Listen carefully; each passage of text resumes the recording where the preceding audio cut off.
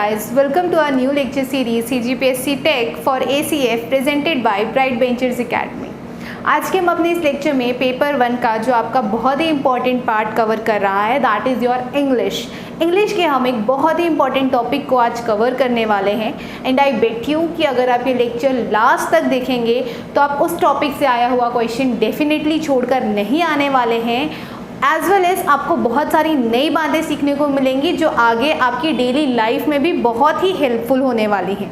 तो चलिए आज हम स्टार्ट करते हैं और आज का हमारा टॉपिक है correction and rearrangement of sentences. आज हम इसी बात पर ब्रीफली डिस्कस करेंगे जो कि आपके ACF का पेपर 1 का इंग्लिश का एक बहुत ही मेजर पार्ट कवर कर रहा है। तो चलिए आज के हम अपने इस लेक्चर को स्टार्ट करते हैं और बात करते हैं बहुत ही बेसिक से। अगर मैं डियर व्यूअर्स इंग्लिश की बात करूं तो इंग्लिश क्या है? इंग्लिश एक लैंग्वेज है, राइट? इंग्लिश क्या है? इंग्लिश एक लैंग्वेज है जिसे हम सब्जेक्ट की तरह पढ़ते हैं। अगर मैं इस लैंग्वेज की बात करूं तो लैंग्वेज कहाँ से निकल कर आता है? लैंग्वेज साउंड से निकल कर आता है। अब अगर मैं साउंड की बात करूं तो क्या अगर बिल्ली म्याऊ म्याऊ कर रही है तो आपको उसकी जो लैंग्वेज है वो समझ में आएगी? नहीं समझ में आएगी। क्यों? क्योंकि उसकी जो लैंग्वेज है वो आपके लिए कम्प्लीटली मीनिंगलेस है, राइट? तो साउंड जो है वो कैसा होना चाहिए? साउंड जो है वो आपका मीनिंगफुल साउंड होना चाहिए। तो इससे क्या होगा? वो क्या हो जाएगा? आपका लैंग्वेज हो जाएगा। अब देखिए, अब अगर मैं इसी साउंड की बात करूं तो इंग्लिश लैंग्वेज में इस साउंड को हम सिंबॉलिक रिप्रेजेंटेशन करते हैं with the help of 26 letters. With the help of 26 letters. और इसी 26 लेटर्स को हम किस नाम से जानते हैं? अल्फ़ाबेट के नाम से जानते हैं। अब जैसे ही मैं यहाँ पर अल्फ़ाबेट लिखी तो मुझे एक क्वेश्चन याद आ रहा है जो कि आपके प्रीवियस एग्ज़ाम्स में एक कॉम्पिटिटिव एग्ज़ाम में पूछा हुआ क्वेश्चन है और वो क्वेश्चन था he started learning alphabet. He started learning alphabets at the age of 6। At the age of 6। और आपका टास्क था कि आपको इस क्वेश्चन में एरर फाइंड आउट करना था कि इस सेंटेंस में एरर कहाँ पर है। तो बहुत सारे व्यूअर्स जो कि सेंटेंस के बारे में कंप्लीट नॉलेज नहीं रखते हैं उन्हें लगा कि ये सेंटेंस तो कम्प्लीटली करेक्ट है। अगर आपको भी ऐसा लग रहा है तो आप बिल्कुल गलत हैं। क्यों? क्योंकि यहाँ पर देखिए ये जो सेंटेंस है ही स्टार्टेड लर्निंग अल्फ़ाबेट्स, यहाँ पर ये जो एडिशनल एस लगा हुआ है इसकी हमें कोई ज़रूरत नहीं थी। क्यों? क्योंकि अल्फ़ाबेट अपने आप में ही 26 लेटर्स का ग्रुप है, एक समूह है, तो हम वहाँ पर एडिशनल एस लगाने की हमें ज़रूरत नहीं थी। तो this was the error in the sentence. चलिए अब आगे बढ़ते हैं अपने लेक्चर की तरफ और बात करते हैं। जब हम अल्फ़ाबेट की बात करते हैं तो अल्फ़ाबेट को हम अगेन कैटेगराइज करते हैं into 2 categories, that is your what? Vowels and consonants. अगर मैं वॉवेल्स की बात करूं तो वॉवेल्स आपके क्या हो गए? ए, ई, आई, ओ, यू, ये आपके क्या हो गए? वॉवेल्स। और रेदर देन इसके अलावा जितने भी आपके वर्ड्स बच गए वो आपके क्या हो गए? कॉन्सोनेंट, जैसे B, C, D, F, G and so on. ठीक, अब यहाँ पर देखिए कि वॉवेल्स और कॉन्सोनेंट्स मिलकर ही आपका क्या बनाते हैं? वर्ड बनाते हैं। मैंने आपको क्या बताया कि वॉवेल्स और कॉन्सोनेंट्स मिलकर क्या फॉर्म करते हैं? वर्ड फॉर्म करते हैं। तो चलिए हम एक एग्जाम्पल देखते हैं। मैंने लिया ई, पी, एन। तो क्या ये एक वर्ड है? देखिए यहाँ पर वॉवेल भी है और क्या है? आपका कॉन्सोनेंट भी है। तो क्या ये एक वर्ड है? नहीं। क्यों? ये सिर्फ क्या है? आपका ग्रुप ऑफ लेटर है। लेकिन वर्ड की अगर हम डेफिनीशन की बात करें तो वर्ड का डेफिनीशन क्या होता है? ग्रुप ऑफ लेटर्स तो होता है लेकिन मीनिंगफुल यूनिट होना चाहिए। मीनिंगफुल यूनिट ऑफ लेटर्स ही आपका क्या कहलाता है? वर्ड कहलाता है। तो अब अगर मैंने इन जम्बल्ड लेटर्स को क्या किया? उनका रीअरेंजमेंट किया तो मुझे एक वर्ड मिला, दैट इज़ योर पेन। तो पेन लिखते ही आप समझ गए कि पेन का अपना एक मतलब होता है। तो ये क्या हो गया आपका? ये हो गया वर्ड। तो मैंने आपको यहाँ पर क्या सिखाया? वर्ड की डेफिनेशन सिखाई। अब देखिए, अब वन मोर थिंग, एक और एडिशनल नॉलेज। मैंने अभी आपको वर्ड का क्या सिखाया? डेफिनीशन सिखाया।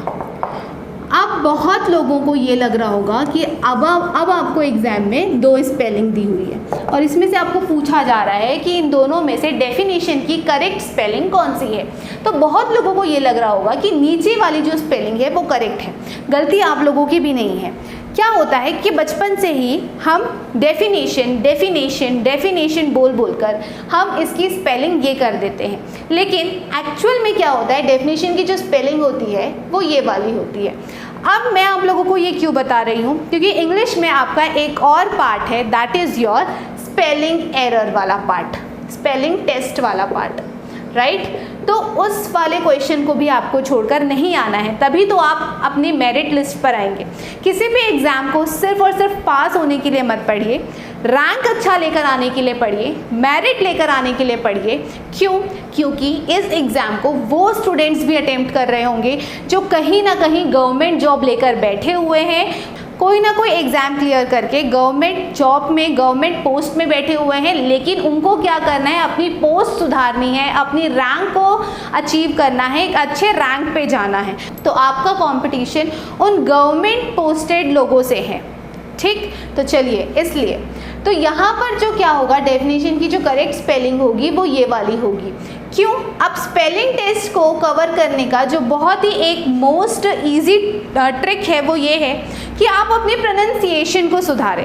अगर आप हर वर्ड को करेक्टली प्रोनाउंस करेंगे तो आप उसकी स्पेलिंग कभी गलत नहीं लिखेंगे, क्योंकि आप जैसा उच्चारण करते हैं आप उस वर्ड को वैसा ही लिखते हैं, राइट। तो अगर आपका प्रोनाउंसिएशन सही है तो वर्ड की जो स्पेलिंग है वो कभी गलत नहीं होगी। अब यहाँ से एक चीज़ मैं आपको और बताती हूँ, बहुत लोग प्रोनाउंसिएशन कहते हैं, बहुत लोग उच्चारण को अगर हम इंग्लिश में बोलें तो वो उसको कैसा प्रोनाउंस करते हैं, प्रोनाउंसिएशन, राइट, जो कि गलत है। यहाँ पर आपको एक एक्स्ट्रा ओ घुसाने की ज़रूरत नहीं है।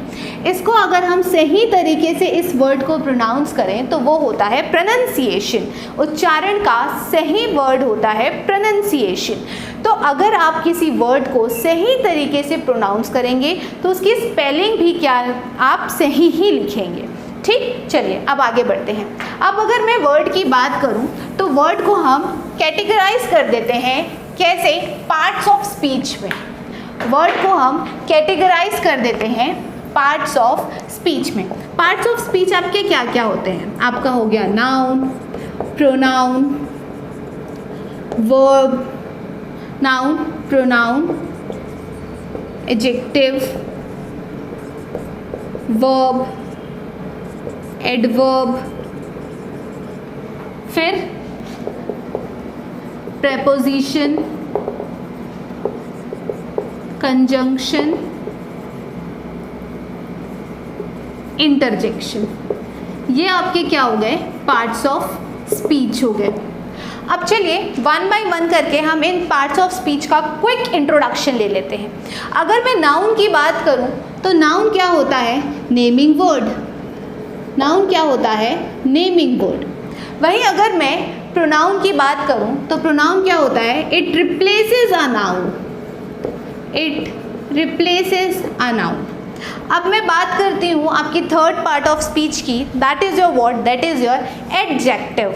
अब यहाँ पर एक बहुत ही बड़ा मेजर मिस्टेक जो यूजुअली लोग करते हैं वो ये है कि इसको हमेशा आप किस तरीके से प्रोनाउंस करते हैं, एडजेक्टिव। गलती आपकी नहीं है, गलती हमारी ही है कि हमें बचपन से इसे एडजेक्टिव बोलना ही सिखाया जाता है। लेकिन जब भी हम ए डी जे, आपको कहीं भी कोई भी स्पेलिंग या कोई भी वर्ड इस तरीके से अगर आपको स्टार्ट हुआ मिलता है तो कभी भी ए और जे के बीच का ये जो डी होता है वो साइलेंट होता है और हम इसे प्रोनाउंस नहीं करते हैं, हम इसे प्रोनाउंस नहीं करते हैं। जैसे फॉर एग्जाम्पल कि आप डेली लाइफ में कभी ना कभी ये वर्ड इस्तेमाल करते हैं कि छोड़ना यार मैं एडजस्ट कर लूँगा। एडजस्ट नहीं होता है, वो होता है एडजस्ट, क्योंकि ए और जे के बीच में जो डी आता है वो हमेशा साइलेंट होता है। फिर हम मैथ्स में एक एंगल पढ़ते हैं, वो एंगल होता है एडजेसेंट एंगल्स, ना कि एडजेसेंट एंगल्स। एडजेसेंट एंगल्स हम उसे कभी भी प्रोनाउंस नहीं करते हैं। वो कैसा एंगल होता है? वो होता है एडजेसेंट एंगल्स। तो ठीक उसी तरीके से ये क्या होगा? आपका एडजेक्टिव होगा। तो अब अगर मैं एडजेक्टिव के क्विक इंट्रोडक्शन की बात करूं तो एडजेक्टिव क्या करता है? It qualifies a noun. वो क्या करता है? It qualifies a noun. Verb किसको रिप्रेजेंट करता है? एक्शन को। एडवर्ब क्या करता है? Replaces verb. It replaces a verb. वो क्या कहलाता है? आपका एडवर्ब कहलाता है। चलिए अब हम बात करते हैं प्रेपोजिशन के बारे में। तो प्रेपोजिशन क्या, अगर हम क्विक इंट्रोडक्शन की बात करें तो it is a relating word. Preposition क्या करता है? किसी दो वर्ड के अलग अलग पोजीशन को रिलेट करता है, that is your word preposition. फिर है हमारा conjunction. Conjunction is your word connecting word. किसी दो सेंटेंस के बीच में, किसी दो सेंटेंस को कनेक्ट करने के लिए जो वर्ड यूज़ होता है that is your conjunction. Conjunction क्या है? आपका कनेक्टिंग वर्ड है। The last part of speech is your interjection. Interjection को कुछ ऐसे समझिए कि आप अभी बैठे बैठे मेरा वीडियो लेक्चर देख रहे हैं और अचानक से आपके सामने सांप निकल कर आ जाता है, तो आपके मुंह से सडनली जो आवाज़ निकलेगी, जो भी ओ माई गॉड, OMG, आउच, ओ, जो भी आपका जो आवाज़ निकलेगा that is your word, that is your interjection. तो इंटरजेक्शन किसको डिनोट करता है? सडन फीलिंग को। इंटरजेक्शन किसको डिनोट करता है? सडन फीलिंग को। मतलब अचानक जो आपके मुंह से आवाज़ निकल कर आती है that is your word, that is your interjection. तो इंटरजेक्शन क्या होता है? That is your sudden feeling expressive word. यही आपका क्या है? इंटरजेक्शन है। चलिए अब हमने क्या सीख लिया? पार्ट्स ऑफ स्पीच का हमने क्विक इंट्रोडक्शन जो है वो सीख लिया। अब हमने क्या देखा? अब हमने इंग्लिश का एक मोटा मोटा जो बेसिक था वो कवर कर लिया। अब वर्ड से ही हम फ्रेज से और फ्रेज से फिर सेंटेंस पे उतरेंगे, बट इससे पहले हमने ये जो नोट्स बनाए आप इसका क्विक एक स्क्रीनशॉट ले लीजिए।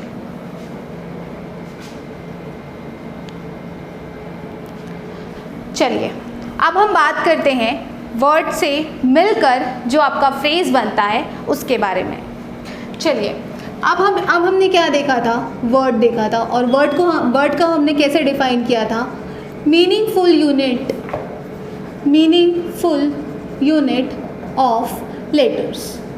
अब क्या होगा कि जब हम वर्ड्स को मिलाएंगे, ठीक, अब हम क्या करेंगे? अगर हम वर्ड्स को मिलाएंगे तो क्या मिलेगा हमें? इसका एग्जाम्पल लेते हैं। सपोज मैंने कहा राम, तो राम क्या है यहाँ पर? राम है हमारा यहाँ पर नाउन। फिर मैंने यहाँ पर एक कंजंक्शन जोड़ दिया, that is your word and. फिर मैंने यहाँ पर लिखा श्याम, तो श्याम भी हमारा क्या हो गया? नाउन। तो यहाँ पर आप देख रहे हैं कि ये क्या है? ग्रुप ऑफ वर्ड्स है। ये आपका क्या है? ग्रुप ऑफ वर्ड्स है। और मैंने इस सेंटेंस को यहीं ख़त्म कर दिया। तो क्या आपको इस ग्रुप ऑफ वर्ड से कोई मतलब समझ में आ रहा है? क्या ये कोई मीनिंगफुल यूनिट है? नहीं। तो जब हम ग्रुप ऑफ वर्ड्स कहते हैं और जहाँ से उसका कोई अर्थ निकल कर नहीं आता, कोई मीनिंग निकल कर नहीं आती, तो ऐसे वर्ड्स को, ऐसे ग्रुप ऑफ वर्ड्स को हम क्या कहते हैं? फ्रेज कहते हैं। ऐसे ग्रुप ऑफ वर्ड्स को हम क्या कहते हैं? फ्रेज कहते हैं। तो फ्रेज के अगर हम डेफिनेशन की बात करें तो फ्रेज का डेफिनेशन क्या हो जाएगा? Group of words without complete meaning. Group of words without complete meaning, यही आपका क्या कहलाएगा? फ्रेज कहलाएगा। अब अगर हम फ्रेज की बात करें तो फ्रेज को हम 3 कैटेगरीज में पढ़ते हैं। जब हम पार्ट्स ऑफ स्पीच को ब्रीफली कवर कर रहे होंगे तो वहाँ पर हम इसको सीखेंगे। फ्रेज आपका होता है, एक तो होता है नाउन फ्रेज, एक होता है आपका एडजेक्टिव फ्रेज, और एक होता है आपका एडवर्ब फ्रेज। ये 3 टाइप के फ्रेज जो हैं वो हमें आगे लेक्चर्स में डिस्कस करना है। चलिए अब हम बात करते हैं ग्रुप ऑफ वर्ड्स की जिसका अपना कंप्लीट मीनिंग होता है। अब हम बात करेंगे वो ग्रुप ऑफ वर्ड्स की जिसका अपना कंप्लीट मीनिंग होता है। तो ऐसे ग्रुप ऑफ वर्ड्स को विथ कंप्लीट मीनिंग हम क्या कहते हैं? सेंटेंस कहते हैं। ऐसे ग्रुप ऑफ वर्ड्स को group of words with complete meaning ही हम क्या कहेंगे? सेंटेंस कहेंगे। ठीक, चलिए अब मैं एग्जाम्पल देती हूँ आपको। सपोज़ मैं यहाँ पर अभी 3-4 सेंटेंसेस बोलती हूँ और आप मुझे बताइएगा क्या उस सेंटेंस से आपको पूरा का पूरा मतलब समझ में आ रहा है या नहीं। मैंने आपसे कहा मुझे काट कर आम खिलाओ, या मैंने कहा बच्चे को उबाल कर दूध पिलाओ, या मैंने कहा कि मेहमानों को प्लेट में रख कर खाना दो। तो क्या इस मेरे सेंटेंसेस से आपको उस वाक्य से पूर्ण अर्थ समझ में आ रहा है? क्या वो कंप्लीट मीनिंगफुल सेंटेंस है? कंप्लीट मीनिंगफुल सेंटेंसेस तो हैं, लेकिन वो जो सेंटेंसेस में वर्ड्स की जो अरेंजमेंट है वो सही नहीं है। इसका मतलब क्या हुआ कि जब हम किसी भी सेंटेंस की बात करते हैं तो किसी भी सेंटेंस को फॉर्मेशन में ग्रुप ऑफ वर्ड्स की तो ज़रूरत पड़ती ही पड़ती है, लेकिन वर्ड्स की क्या ज़रूरी होती है? वर्ड्स का रीअरेंजमेंट होना ज़रूरी होता है। वर्ड्स की अरेंजमेंट होनी क्या होती है? ज़रूरी होती है, और उसे ही हम क्या कहते हैं? स्ट्रक्चर कहते हैं। उसे ही हम क्या कहते हैं? सेंटेंस का स्ट्रक्चर कहते हैं। ओके डियर स्टूडेंट्स, तो अभी मैंने जो आपको सेंटेंसेस बताए वो अपने आप में कंप्लीट मीनिंगफुल तो थे, लेकिन वर्ड्स की वहाँ पर अरेंजमेंट जो थी वो सही नहीं थी। तो किसी भी सेंटेंस के फॉर्मेशन में या किसी भी सेंटेंस के रीअरेंजमेंट वाला जब आपको क्वेश्चन आता है या करेक्शन ऑफ सेंटेंस वाला क्वेश्चन आता है, तो आपका जो मेन पार्ट होता है, जो आपका मेन ऑब्जेक्टिव होता है, तो आपको ये चेक करना होता है कि वर्ड्स की जो रीअरेंजमेंट है वो सही है या नहीं है। तो मैंने आपको क्या बताया कि कोई भी सेंटेंस क्या होता है? ग्रुप ऑफ वर्ड्स होता है विथ कंप्लीट मीनिंग, लेकिन वर्ड्स की क्या ज़रूरत होती है? वर्ड्स की अरेंजमेंट ज़रूरत होती है। इसका मतलब क्या हुआ कि किसी भी सेंटेंस को फॉर्मेशन करने में अरेंजमेंट ऑफ वर्ड्स जो है वो मेन रोल प्ले करता है, और जहाँ भी वर्ड्स की अरेंजमेंट नहीं होती है ऐसे पार्ट्स को ग्रामर जो है वो सिंटैक्स एरर के नाम से जाना जाता है। ऐसे सेंटेंसेस जिसमें वर्ड्स की अरेंजमेंट नहीं होती है, ऐसे पार्ट को हम ग्रामर में सिंटैक्स एरर के नाम से जानते हैं। चलिए अब हम क्या करते हैं कि किसी भी सेंटेंस के स्ट्रक्चर को समझते हैं कि कोई भी सेंटेंस का फॉर्मेशन कैसे होता है, उसका एक स्ट्रक्चर क्या होता है। चलिए अब हम देखते हैं कि कोई भी सेंटेंस का जो स्ट्रक्चर होता है वो किस तरीके से होता है। अगर हम सेंटेंस की बात करें तो सेंटेंस में एक तो होता है आपका सब्जेक्ट, फिर आता है आपका वर्ब, और फिर आता है आपका ऑब्जेक्ट। ठीक, अब अगर मैं सब्जेक्ट की बात करूं तो सब्जेक्ट वो होगा जो हीरो ऑफ द सेंटेंस होगा। हीरो ऑफ द सेंटेंस का मतलब कि उस सेंटेंस में हम किसके बारे में बात कर रहे हैं, वही आपका क्या कहलाएगा? सब्जेक्ट कहलाएगा। फिर अगर हम वर्ब की बात करें तो वर्ब क्या होगा? वर्ब को हम दो कैटेगरी में देखते हैं, एक तो होगा आपका हेल्पिंग वर्ब और दूसरा होगा आपका मेन वर्ब। अगर मैं हेल्पिंग वर्ब की बात करूं तो हेल्पिंग वर्ब आपका क्या हो गया? Is, am, are and so on. ठीक, वहीं अगर मैं मेन वर्ब की बात करूं तो मेन वर्ब में आपका क्या आ जाएगा? First form of verb, second form of verb, third form of verb, फिर फोर्थ आता है आपका first form of verb plus S या ई एस लगा हो। फर्स्ट फॉर्म ऑफ वर्ब के साथ क्या लगा हो? एस लगा हो या ई एस लगा हो। फिर जो fifth form of main verb जो आता है वो आपका फर्स्ट फॉर्म ऑफ वर्ब के साथ आई एन जी लगा हो। तो ये क्या हो गया आपका? आप मेन वर्ब में इन 5 कैटेगरीज को आप देखेंगे। फिर अब हम बात करते हैं ऑब्जेक्ट की। तो ऑब्जेक्ट क्या होता है? ऑब्जेक्ट क्या होता है? सब्जेक्ट और वर्ब मिलके ही आपका क्या बनाते हैं? ऑब्जेक्ट बनाते हैं। इसका मतलब सब्जेक्ट और वर्ब मिलकर आपस में जो भी काम कर रहे हैं वो क्या कहलाता है आपका? वो आपका ऑब्जेक्ट कहलाता है। कैसे? Let's take an example. Suppose आपको एक सेंटेंस दिया हुआ है, he is watching television. He is watching television. ठीक, तो अब आप इस सेंटेंस में देखिए और बताइए सब्जेक्ट कौन है। सबसे पहले यहाँ पर हम इस सब्जेक्ट में किसके बारे में बात कर रहे हैं, हीरो ऑफ द सेंटेंस कौन है, ही। तो ये आपका क्या हो गया, सब्जेक्ट हो गया। इज आपका क्या हो गया, हेल्पिंग वर्ब हो गया। वॉचिंग आपका क्या हो गया, वर्ब हो गया। अब सब्जेक्ट और वर्ब आपस में मिलकर जो काम कर रहे होते हैं वो क्या कहलाता है, आपका ऑब्जेक्ट कहलाता है। तो सब्जेक्ट और वर्ब मिलकर क्या कर रहे हैं, टेलीविजन देख रहे हैं, तो ये आपका क्या कहलाया, ऑब्जेक्ट कहलाया।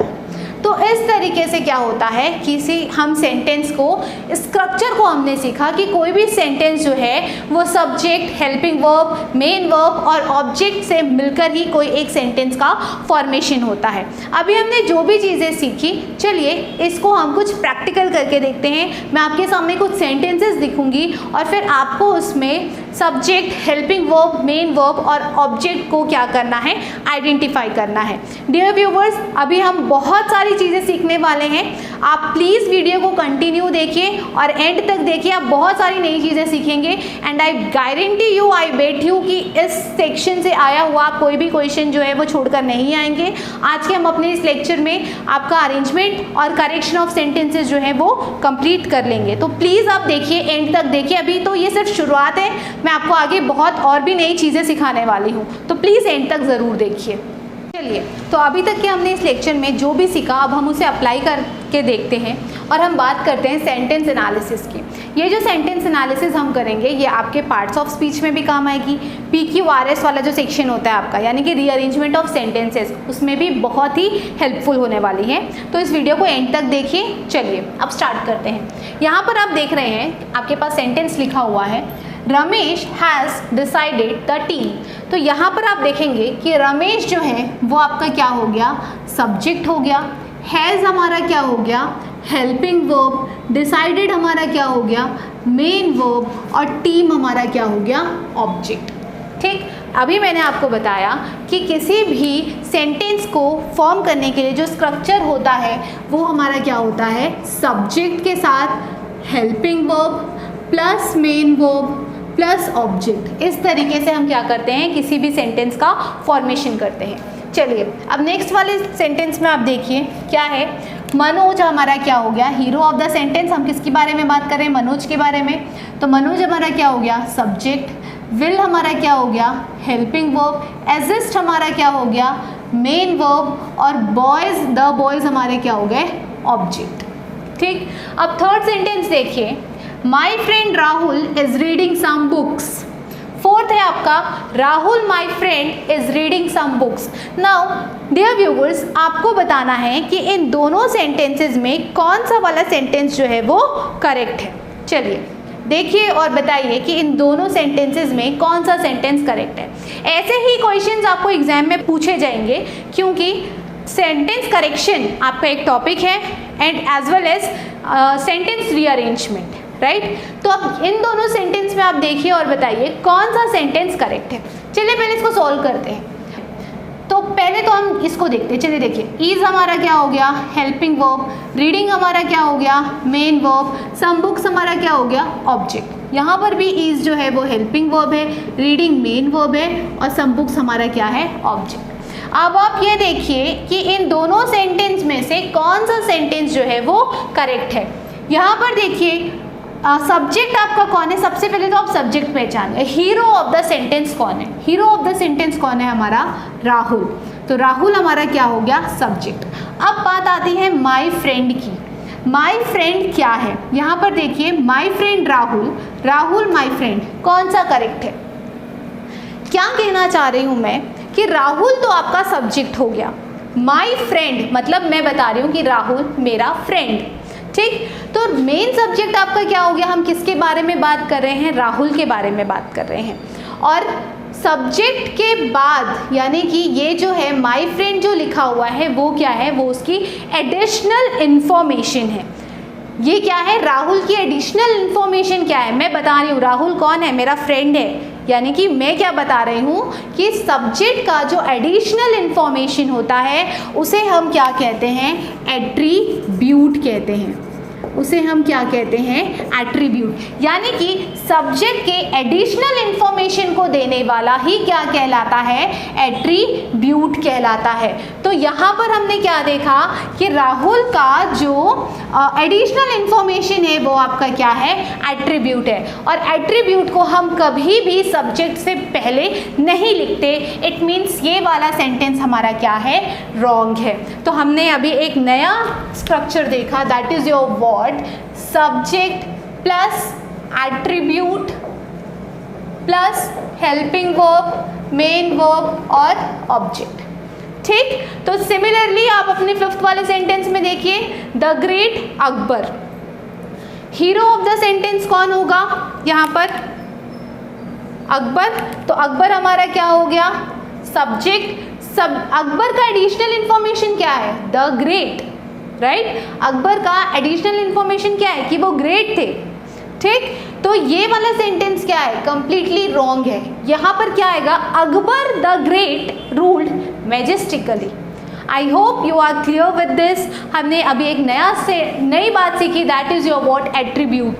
एट्रीब्यूट क्या कहलाता है, सब्जेक्ट की एडिशनल इंफॉर्मेशन को बताने वाला ही क्या कहलाता है, आपका एट्रीब्यूट कहलाता है। चलिए अब हम कुछ और सेंटेंसेस देखते हैं और कुछ नई चीज़ों को सीखते हैं।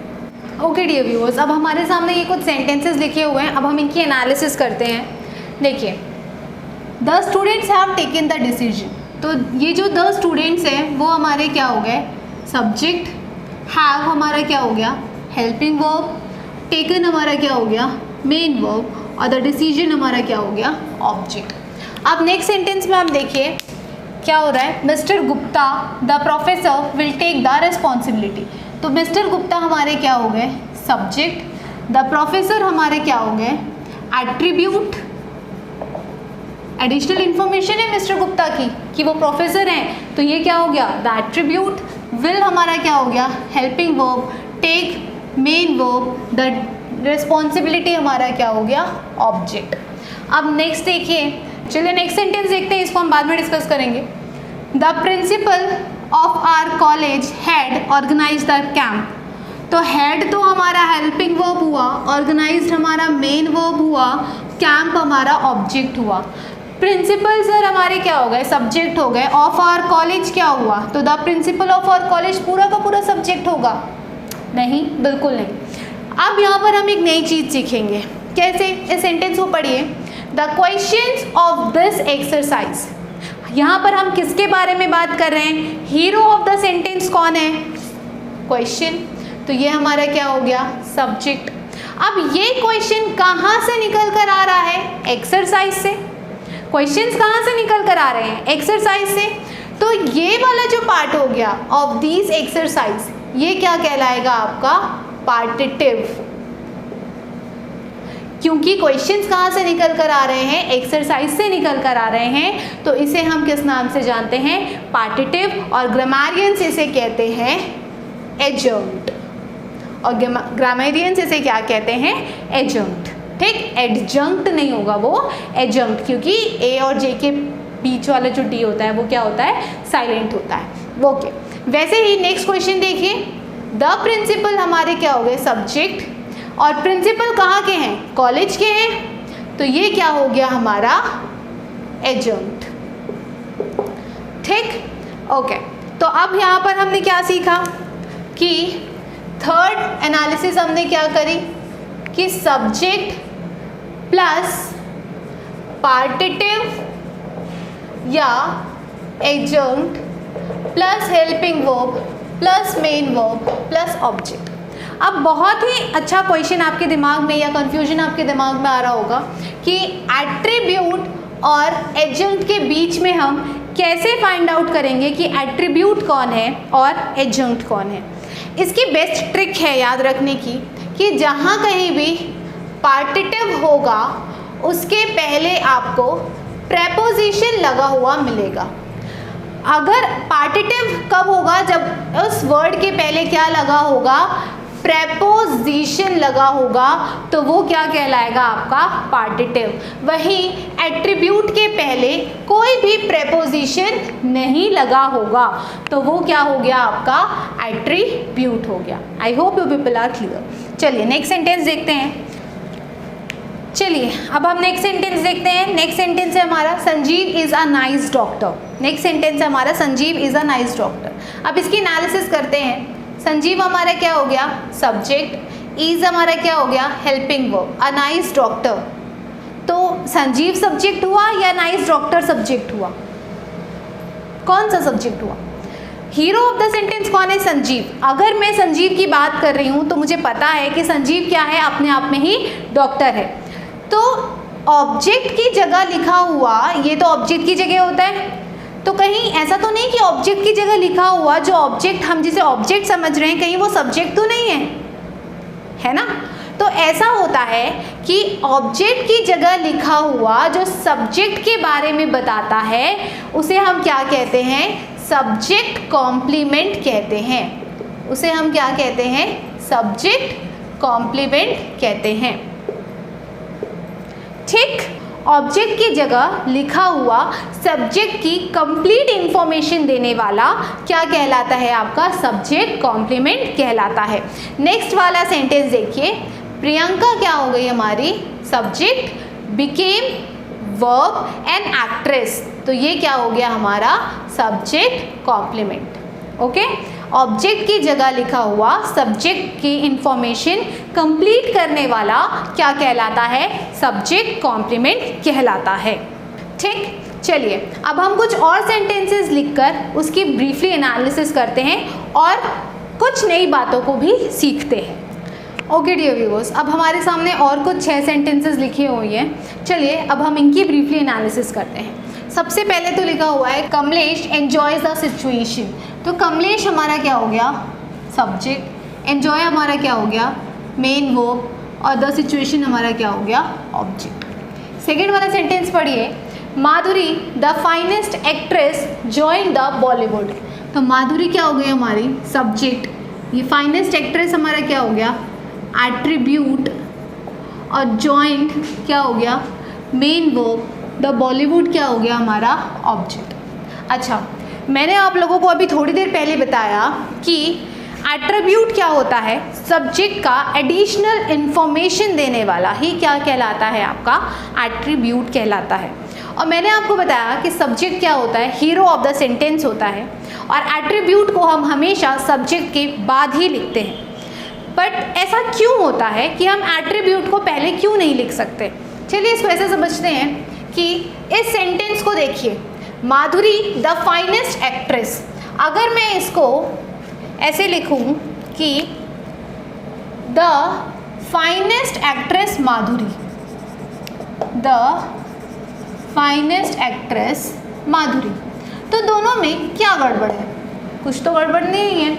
माधुरी the finest actress, the finest actress Madhuri, तो मैंने ऐसा किस बेसिस पे कहा कि एट्रीब्यूट जो है हम हमेशा उसे सब्जेक्ट के बाद लिखते हैं। वो ऐसा मैंने इसलिए कहा डियर व्यूअर्स कि देखिए क्या होता है कि एट्रीब्यूट के पहले एट्रीब्यूट को जब हम लगाते हैं तो उसको हम एक्सपेंड कर सकते हैं। एक्सपेंड कर सकते हैं का मतलब क्या हुआ कि यहाँ पर मैं क्या ऐड ऑन कर सकती हूँ, Madhuri who is the finest actress, Madhuri who is the finest actress joined the Bollywood, right. मैंने क्या किया, इसको क्या कर दिया, एक्सपेंड कर दिया। अगर मैं ऐसा लिखूँ Madhuri who is the finest actress join the Bollywood, मतलब जहाँ कहीं भी एट्रीब्यूट का इन्वॉल्वमेंट होता है वहाँ पर हम क्या कर सकते हैं, उस एट्रीब्यूट के पहले हम सेंटेंस को एक्सपेंड कर सकते हैं। लेकिन अगर मैंने क्या किया, एट्रीब्यूट को पहले लगा दिया, ठीक। और अगर मैं अब इसको एक्सपेंड करना चाहूँ तो क्या ये पॉसिबल है, the finest actress who is Madhuri, क्या ये सेंटेंस करेक्ट है, the finest actress who is Madhuri, no.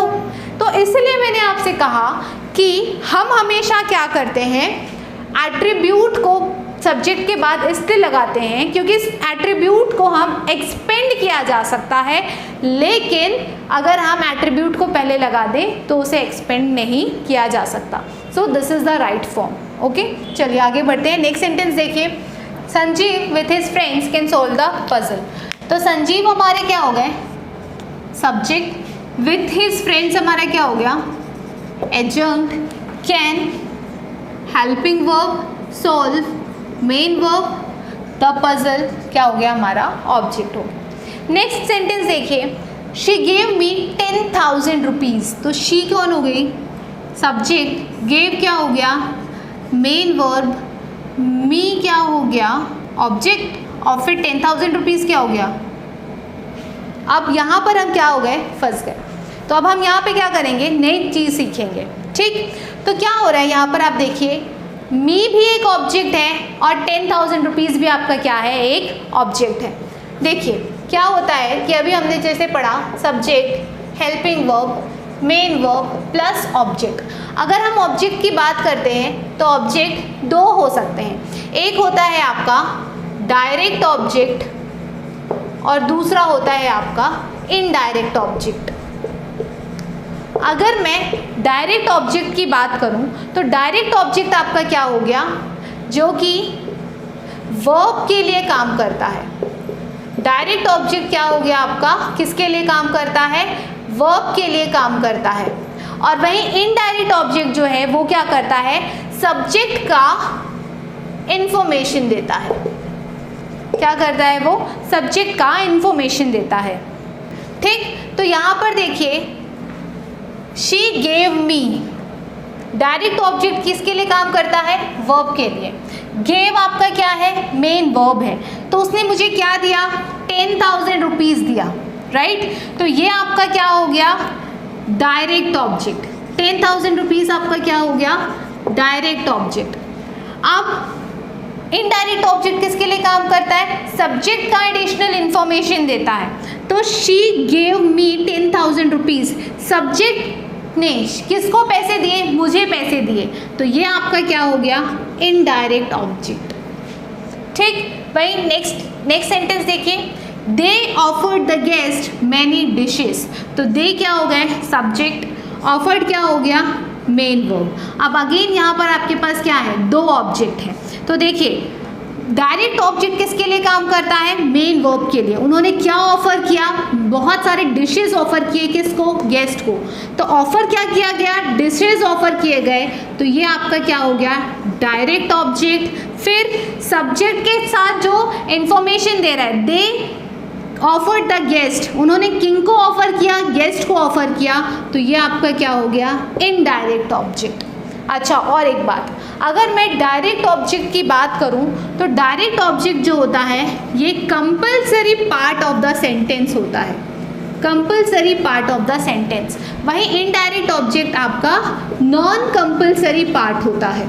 इसका मतलब क्या हुआ कि इनडायरेक्ट ऑब्जेक्ट को आप सेंटेंस में लिखें या ना लिखें, इससे आपको कोई फ़र्क नहीं पड़ेगा। इसका एक एग्जाम्पल देते हैं, जैसे आपको सेंटेंस दिया हुआ है, शी गेव मी 10,000 रुपीज़।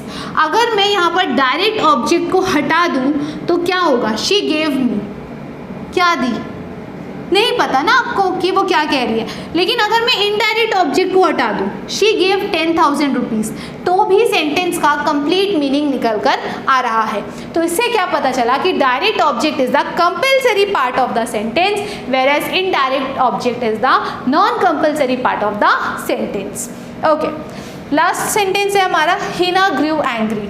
तो हिना क्या है, हो गई हमारी सब्जेक्ट, ग्रू हमारा क्या हो गया, मेन वर्ब, एंग्री हमारा क्या हो गया, सब्जेक्ट कॉम्प्लीमेंट। क्यों, क्योंकि वो हिना के एडिशनल इन्फॉर्मेशन को दे रहा है, हिना के बारे में बता रहा है, तो वो क्या हो गया, सब्जेक्ट कॉम्प्लीमेंट।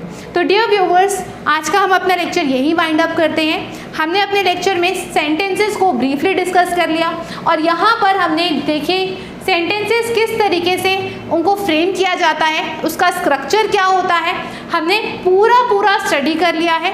और अब आपको कोई भी क्वेश्चन आता है जिसमें आपको सेंटेंस की अरेंजमेंट करनी है या सेंटेंस को करेक्ट करना है, तो आप कहीं भी मिस्टेक कर नहीं आएंगे अगर आपका ये कंसेप्ट क्लियर है तो। डियर व्यूवर्स, अगर आपको मेरा यह लेक्चर पसंद आया, अगर आपने इसमें बहुत सारी नई चीज़ें सीखी, तो प्लीज़ लाइक करें, इसे ज़्यादा से ज़्यादा शेयर करें और मेरे चैनल को सब्सक्राइब करना ना भूलें। Dear viewers, thanks for watching and keep supporting. Thank you so much.